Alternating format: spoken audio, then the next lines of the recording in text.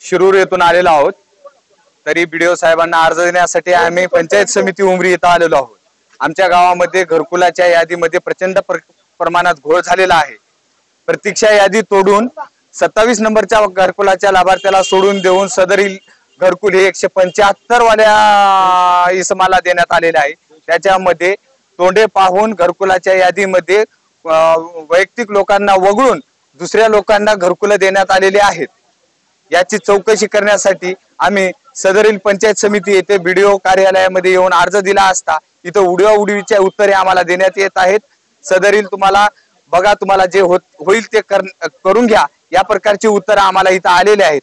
सदरील आम्ही दुसरं अर्ज देण्यासाठी जिल्हा परिषद कार्यालय येथे शिवला अर्ज देण्यासाठी चाललेलो आहोत। आम्हाला इथंही न्याय मिळाला नसेल तर आम्ही उपोषणाला बसण्याची तयारी आमची आहे आणि ते आम्ही उपोषणाला बसू।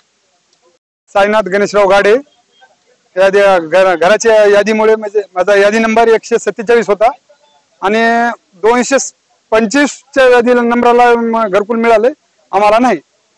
आमची यादी बोलतो, यादी क्रमांक 147 मध्ये माझं नाव आहे आणि 225 वाल्याला भेटलेला आहे घरकुल आणि आम्ही शिवकडे अर्ज देण्यास नांदेडला जाणार आहोत, उपोषणाला बसणार आहोत।